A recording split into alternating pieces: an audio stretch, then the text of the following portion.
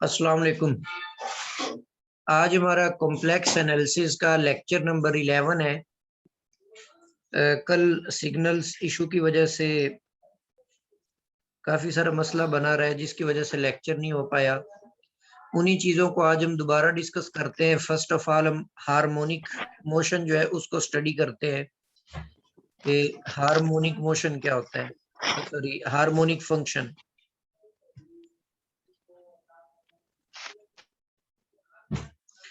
Harmonic function की definition कल हमने पढ़ी थी, आज दोबारा उसको रीड आउट करते हैं जी। A real valued function phi of x y, मतलब ये एक रियल वैल्यूड फंक्शन होता है टू वेरिएबल्स एक्स और वाई का।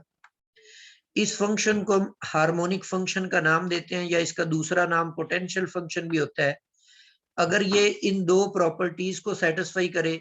फर्स्ट प्रॉपर्टी ये है कि ये सेकंड ऑर्डर पार्शियल डेरिवेटिव्स जो है वो इसके एग्जिस्ट करने चाहिए। विद रिस्पेक्ट टू एक्स भी सेकंड पार्शियल डेरिवेटिव एग्जिस्ट करे, और विद रिस्पेक्ट टू वाई भी सेकंड पार्शियल डेरिवेटिव एग्जिस्ट करे। इसके साथ दूसरी कंडीशन है कि लेप्लास इक्वेशन सेटिस्फाई होनी चाहिए। ठीक है, ये लेप्लास इक्वेशन होती है, तो फाई फंक्शन जो है वो इस इक्वेशन को भी सेटिस्फाई करे। अगर इन दो चीजों को सेटिस्फाई कर देता है फंक्शन, तो फिर हम इसको हार्मोनिक फंक्शन का नाम देते हैं।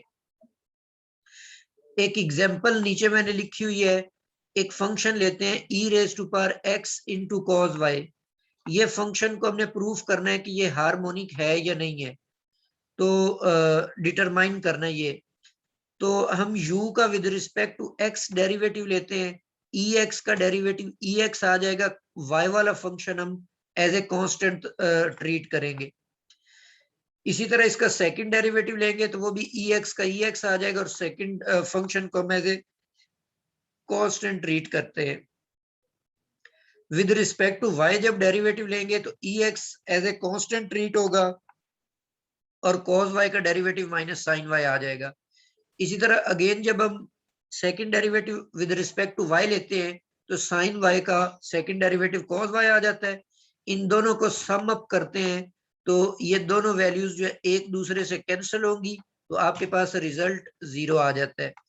तो इन दोनों इक्वेशन से ये बात क्लियर हो गई कि फर्स्ट डेरिवेटिव ये with respect to x second derivative exist करता है, और with respect to y second derivative exist करता है। फर्स्ट कंडीशन हो गई, और सेकंड कंडीशन यहां से क्लियर हो गई कि ये लेप्लास इक्वेशन को भी सेटिस्फाई करता है। तो इसका मतलब है कि ये फंक्शन जो है ये हार्मोनिक फंक्शन है।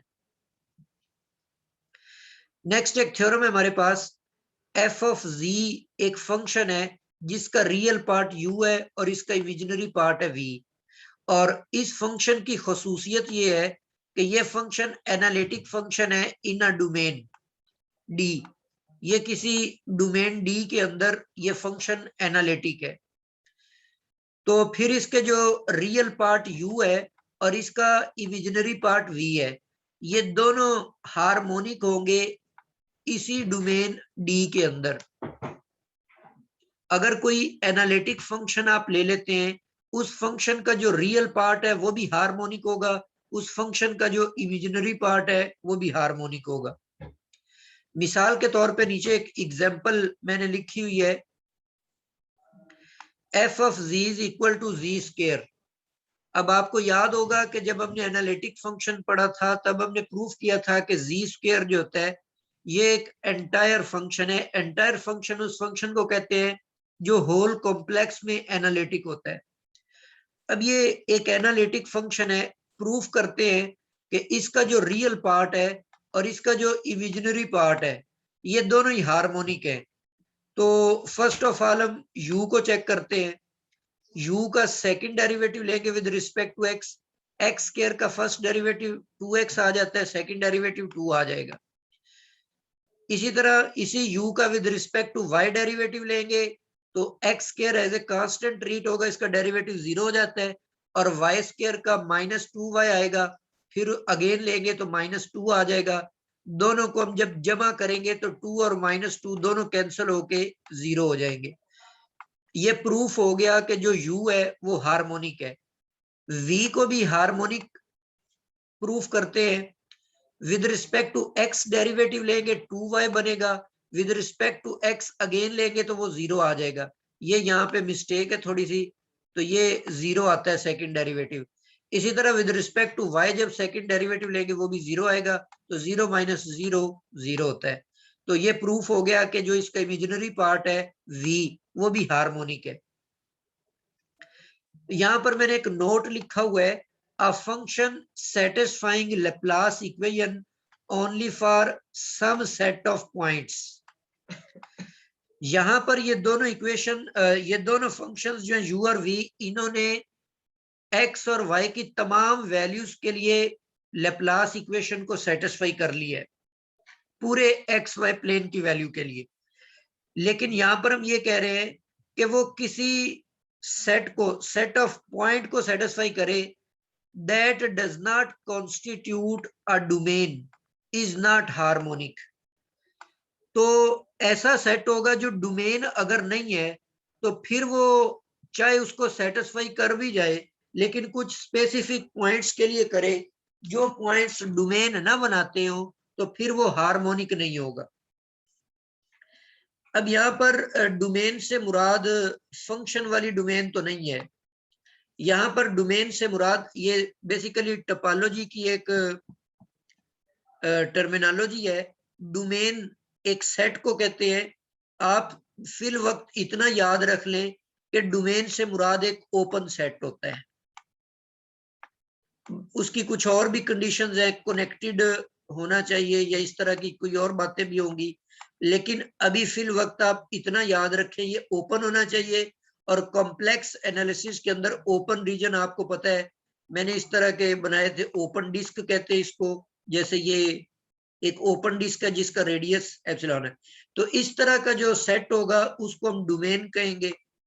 तो बहरहाल वो डोमेन होना चाहिए, अगर डोमेन नहीं है तो फिर वो लैप्लास इक्वेशन को सेटिस्फाई करने के बावजूद भी हार्मोनिक नहीं होगा। आगे चलते हैं जी। नेक्स्ट हमारे पास है harmonic conjugate function. Harmonic conjugate function क्या होता है? मिसाल के तौर पे आपके पास एक फंक्शन है एफ ऑफ जी, ये हमारे पास है u प्लस आयोटा v।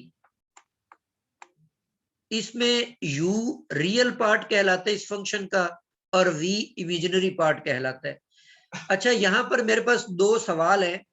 पहला सवाल ये है कि आपको कोई रियल वैल्यूड फंक्शन दे दिया u।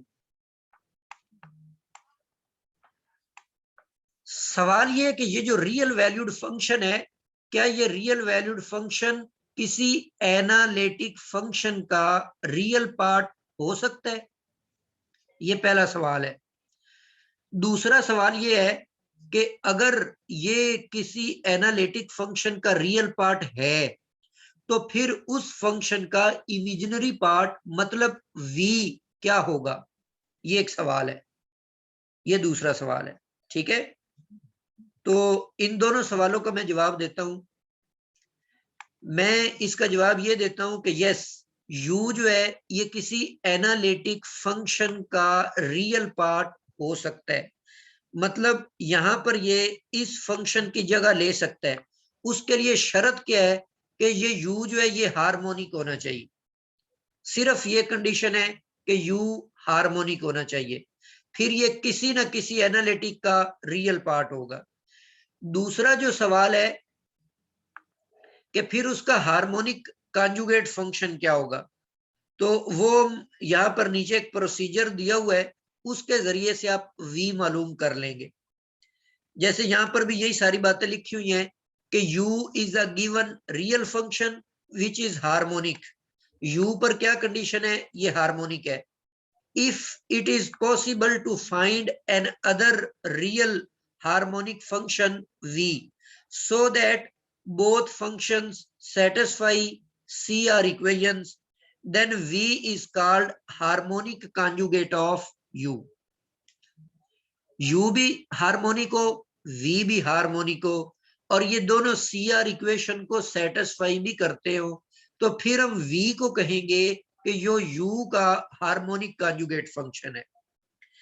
एक मिसाल से हम इस बात को समझते हैं। ये आपको u दिया हुआ है, अभी इस u को हम प्रीवियस एग्जांपल में प्रूफ कर चुके हैं कि ये हार्मोनिक होता है, तो इसका मतलब है कि ये किसी एनालिटिक फंक्शन का रियल पार्ट बन सकता है। अब सवाल ये है कि इसके लिए आप v मालूम करें, हार्मोनिक कॉन्जुगेट फंक्शन जो है वो आप फाइंड आउट करें। तो यहाँ पर आप CR इक्वेशन इस्तेमाल करके ये इसका v जो है वो फाइंड आउट कर सकते हैं। ठीक है, सबसे पहले हमने partial u over partial x मालूम कर लिया, 2x निकल आया। अब ये फर्स्ट CR इक्वेशन है, partial v over partial y partial u over partial x की हम कीमत लगा देते हैं और इसको हम with respect to y integrate कर देते हैं। जब हम इसको with respect to y integrate करेंगे, 2x as a constant treat होगा, तो 1 का इंटीग्रल y आ जाएगा। साथ में हम इसके एक x का फंक्शन जो है एज ए कांस्टेंट ऐड कर देंगे। अब इसी y का अगर हम डेरिवेटिव लेते हैं with respect to x, second CR equation apply करेंगे, partial v over partial x बराबर होता है minus partial u over partial y। Partial v over partial x की कीमत हमने ऑलरेडी निकाल ली और दूसरी साइड पे partial u over partial y की वैल्यू पुट करें। इनको आप आपस में कैंसल आउट करके h प्राइम ऑफ x निकाल लें। इसका इंटीग्रल लेंगे तो h ऑफ x एक कांस्टेंट आ जाएगा, इसकी वैल्यू बैक आप इस इक्वेशन में पुट कर दें, तो ये आपके पास v निकल आया, that is harmonic conjugate of u। तो बेसिकली ये पीछे जो एग्जांपल आपने की है उसमें भी v यही था 2xy, जबकि c उसमें 0 था, तो ये आर्बिट्ररी कांस्टेंट है, ये 0 हो सकता है। जी नेक्स्ट हमारे पास एग्जांपल है, a harmonic function satisfies the differential equation. ये इस डिफरेंशियल इक्वेशन को सेटिस्फाई करता है। अच्छा, अब यहाँ पर मेथड दिया हुआ है कि किस तरह से, अगर आपको u दिया हुआ होता है तो आप किस तरह से एनालिटिक फंक्शन बना सकते हैं। तो आपने u का with respect to x derivative लेना है, x को z से रिप्लेस कर देना है, y को 0 से। u का with respect to y derivative लेना है, x को z से रिप्लेस करना है और y को 0 से। तो आपका जो एनालिटिक फंक्शन होगा इसमें ux को रियल पार्ट में रख देंगे और इसको इमेजिनरी में रखेंगे, इसको इंटीग्रेट करेंगे तो आपको ओरिजिनल एनालिटिक फंक्शन मिल जाएगा। जैसे अभी उसी प्रीवियस एग्जांपल कोई मैंने लिया है, तो इसमें आप देखें इसका with respect to x derivative लेते हैं, 2x बन जाता है। इस x को रिप्लेस कर दिया हमने z के साथ और y को हमने रिप्लेस कर दिया 0 के साथ। फिर हम इसका with respect to y derivative लेते हैं, x को रिप्लेस करते हैं z के साथ और y को 0 के साथ करते हैं, तो इसका जवाब 0 निकल आता है। फार्मूले में वैल्यूज पुट करेंगे तो ये आपके पास 2z आ जाता है और इमेजिनरी पार्ट 0 है। इसको इंटीग्रेट करेंगे तो z स्क्वायर बटा 2 आएगा, 2 2 से कट जाएगा, तो ये जस्ट आपके पास f of z is equal to z square आ जाएगा। तो इस मेथड से आप वो एनालिटिक फंक्शन फाइंड आउट कर सकते हैं जिसमें आपको उसका रियल पार्ट दिया हुआ होता है। नेक्स्ट हमारे पास है काशे-रीमान इक्वेशन इन पोलर फॉर्म। तो ये दोनों इक्वेशंस जो हैं ये CR equation in polar form कहलाती हैं। ठीक है, इसी तरह नीचे आपको दी हुई है लेप्लास इक्वेशन। लेप्लास इक्वेशन ये भी पोलर फॉर्म में दी हुई है। अब इसकी प्रैक्टिस के लिए मैं एक फंक्शन यहाँ पे लिख देता हूँ, इसको आपने चेक करना है कि ये हार्मोनिक है या नहीं है। सपोज ये एक फंक्शन है u is u of r theta, e raise to power r है और यहां पर है cos थीटा। इस फंक्शन को आपने चेक करना है कि ये इक्वेशन इसको सेटिस्फाई करती है या नहीं करती। अगर ये इक्वेशन इसको सेटिस्फाई कर जाती है तो इसका मतलब है ये हार्मोनिक फंक्शन होगा। जी नेक्स्ट कुछ रिजल्ट्स है हमारे पास। अगर f ऑफ z एक एनालिटिक फंक्शन है इन एनी डोमेन d, तो फिर अगर आप f ऑफ z की एब्सोल्यूट वैल्यू की पावर और इसकी लेप्लास फाइंड आउट करते हैं, इसका लेप्लाशियन आप फाइंड आउट करते हैं, तो वो लेप्लाशियन इसके बराबर होगा। जस्ट आपने ये फार्मूला याद रखना है, और अगर इस पी की वैल्यू आप 2 ले लेते हैं तो फिर ये रिजल्ट इस तरह से हो जाता है। इसी तरह एफ ऑफ जी का आपने रियल पार्ट लिया और फिर उसके स्क्वायर का आप लेप्लाशियन लेते हैं तो वो इसके बराबर आ जाता है। ये जस्ट आपने फॉर एमसीक्यूज ये रिजल्ट्स में ये याद रखने हैं। अगर प्रूफ करना चाहते हैं तो आप इनको प्रूफ भी कर सकते हैं जी। इसी तरह ये नेबुला 4 अगर आपने यू का निकालना है तो उसके ये दो फार्मूले हैं।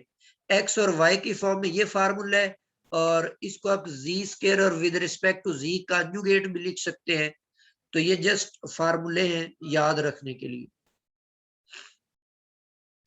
नेक्स्ट हमारे पास कुछ एग्जांपल्स हैं जी। फर्स्ट क्वेश्चन है कि where in the complex plane will the function satisfy the Laplace's equation। ये लेप्लास इक्वेशन को किन जगहों के ऊपर सेटिस्फाई करेगा, और फिर आपने ये बताना है कि why is not this harmonic function। अब हम पहले तो लेप्लास के लिए काम करते हैं। फाई का हमने with respect to X derivative निकाला, सेकंड डेरिवेटिव निकाल लिया। फाई का with respect to Y derivative first निकाला, फिर हमने with respect to Y second derivative निकाल लिया। इनका लेप्लाशियन निकालते हैं तो ये 2 - 12 वाई स्क्वायर आ जाता है। अब अगर हम इस लेप्लास इक्वेशन को सेटिस्फाई करवाना चाहते हैं तो आपको ये चीज 0 के बराबर लेनी पड़ेगी। यहां से y की वैल्यू निकाल लें तो ये निकलती है। इसका मतलब है कि y अगर 1/√6 के बराबर हो या -1/√6 के बराबर हो तो ये लेप्लास इक्वेशन को सेटिस्फाई करता है। अच्छा, अगर आप कॉम्प्लेक्स की सेंस में बात करें तो सपोज कर लें कि ये पॉइंट 1/√6 ये वाला है और -1/√x ये वाला है। x पर हमें कोई लिमिट नहीं दी हुई तो ये हमारे पास स्ट्रेट लाइंस बन जाती हैं। एक ये स्ट्रेट लाइन बनेगी, दूसरी ये बनेगी। अब ये स्ट्रेट लाइनों पर मुश्तमिल एक रीजन है, तो ये रीजन कभी भी ओपन नहीं हो सकता। मतलब दूसरे लफ्जों में ये डोमेन नहीं बन सकती। तो डोमेन ना होने की वजह से ये सेट जो है इसके पॉइंट्स लैप्लास इक्वेशन को सेटिस्फाई तो करते हैं, लेकिन ये चूंकि एक डोमेन नहीं है इस वजह से ये फंक्शन हार्मोनिक नहीं है।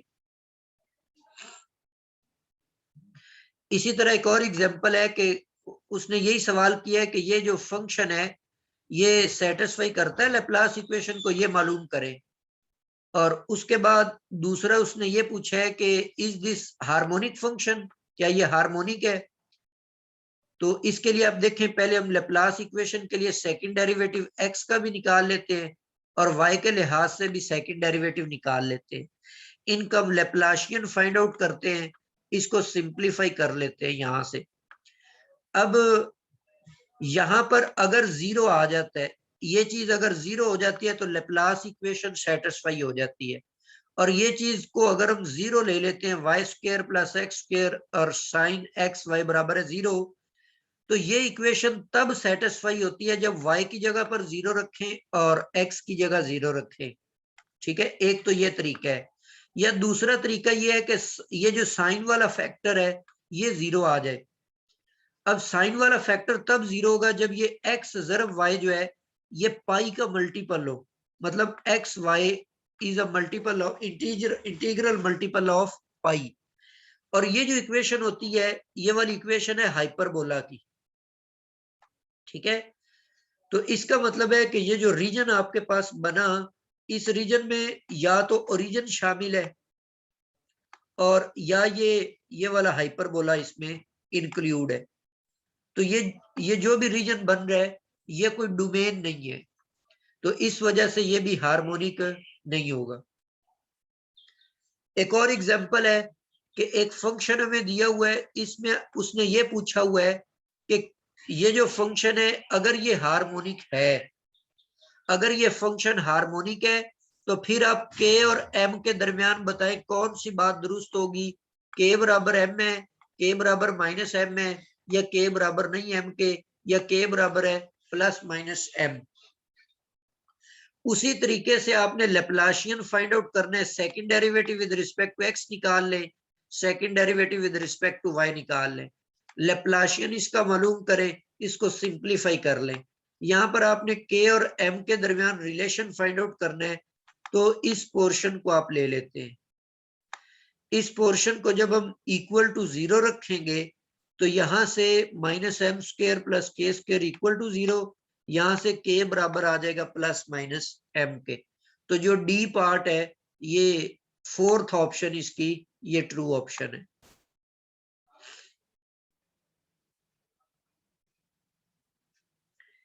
जी इसी तरह एक और एग्जांपल है, ये फंक्शन दिया हुआ है, इस फंक्शन को आपने चेक करना है कि ये हार्मोनिक है या नहीं है, और सॉरी चेक ये करना है कि ये एन की किन वैल्यूज के लिए हार्मोनिक है, 0 के लिए, 1 के लिए, 2 के लिए, या ऑल वैल्यूज के लिए।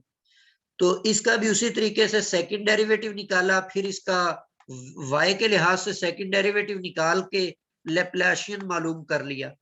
इसको अब हम सिंप्लीफाई करने के लिए इसको 0 ले लेते हैं। अब ये जो एक्सप्रेशन लिखी हुई है ये 0 कब होगी, या इसमें 3 फैक्टर्स हैं। पहला फैक्टर ये वाला है, इसको आप 0 ले लें, या फिर n-1 को 0 रखने से वहां से n की वैल्यू 1 आ जाती है, 0 लेने से 0 आएगा। दूसरे यहाँ पर ये जो पावर है, इस पावर में n की वैल्यू अगर आप 2 ले लेते हैं तो 2 - 2 0, x की पावर 0 1 आ जाएगा। इधर भी अगर आप n2 ले लेते हैं तो 2 - 2 ये भी 0, ये भी 1 आ जाएगा, तब भी ये फैक्टर सारा 0 हो जाता है। तो इसका मतलब है n की जगह आप ये 3 पॉसिबिलिटीज ले सकते हैं, 0 लेते हैं फिर भी 0 हो जाएगा, 1 लेते हैं फिर भी 0 होगा, 2 लेते हैं फिर भी 0 होगा। तो डी ऑप्शन जो है वो इसकी ट्रू ऑप्शन है। नेक्स्ट एक और वेरी इंटरेस्टिंग एग्जांपल है कि u और v ये दोनों हार्मोनिक फंक्शंस हैं, u और v हार्मोनिक है। हार्मोनिक जब वो भी बताएगा तो मतलब आपको ये बता रहा है कि ये लैप्लास इक्वेशन को सेटिस्फाई करते हैं। सवाल ये पूछता है कि then which of the following is harmonic, मतलब दो हार्मोनिक फंक्शंस का सम हार्मोनिक होता है या नहीं होता, दो फंक्शंस हार्मोनिक फंक्शंस का प्रोडक्ट जो होता है वो हार्मोनिक होता है कि नहीं होता, और इनके एक्सपोनेंशियल्स का प्रोडक्ट भी ये भी आपने बताना है। तो जब हम सम को चेक करते हैं तो इस सम को इक्वेशन को सेटिस्फाई करना चाहिए, तो ये वैल्यूज में इनमें पुट करके सिंप्लीफाई कर लेता हूं तो रिजल्ट 0 आ जाता है। इसका मतलब है कि जो सम है ना ये तो हार्मोनिक है, लेकिन जब हम प्रोडक्ट को चेक करते हैं तो प्रोडक्ट में इसको सिंप्लीफाई करने से रिजल्ट में 0 नहीं आता, ये एक्सप्रेशन बच जाती है। तो इसका मतलब है कि ये प्रोडक्ट हार्मोनिक नहीं है। इसी तरह जैसे मैंने प्रोडक्ट को चेक किया, आप लोग खुद से इस तीसरी ऑप्शन को भी चेक कर लेंगे, ये भी हार्मोनिक नहीं होगा। तो सिर्फ आपके पास जो ए ऑप्शन है बस वो, मतलब दो हार्मोनिक फंक्शंस का सम जो होता है वो भी हार्मोनिक होता है, लेकिन उनका जो प्रोडक्ट है लाजमी नहीं कि वो हार्मोनिक हो। एक और एग्जांपल है कि V is the harmonic conjugate of U, then which of the following is harmonic। पहले हम प्रोडक्ट को चेक करते हैं। तो पिछले सवाल में आपने प्रोडक्ट के लिए ये प्रूफ किया कि इसका लेप्लाशियन जो होता है वो इसके बराबर आ जाता है। अब यहाँ पर CR इक्वेशन जो है वो यूज कर ले, ये partial U over partial Y जो होता है ये minus partial V over partial X होता है, partial V over partial Y जो होता है ये partial U over partial X होता है। दोनों टर्म्स सेम आ गई, इनको कैंसिल करेंगे रिजल्ट 0 आ जाएगा। इसका मतलब है कि दो हार्मोनिक कॉन्जुगेट्स जो होते हैं, हाँ उनका प्रोडक्ट भी हार्मोनिक हो सकता है, लेकिन शर्त कौन सी है कि V जो है जो U का हार्मोनिक कॉन्जुगेट होना चाहिए। इसी तरह आप इसको भी चेक कर सकते हैं बी वाले पार्ट को, तो इस तरीके से ये भी हार्मोनिक होगा, और ये सी वाला पार्ट ये भी हार्मोनिक होगा। तो ये तमाम बातें दुरुस्त है, ऑल आर हार्मोनिक। जी यहाँ तक हमारा 11 लेक्चर नंबर कंप्लीट हो गया है। अगर इसमें आप कुछ पूछना चाहते हैं, एनी क्वेश्चन, तो यू कैन आस्क। मैं अनम्यूट के ऑप्शन जो है वो ओपन कर रहा हूँ। Now you can ask any question.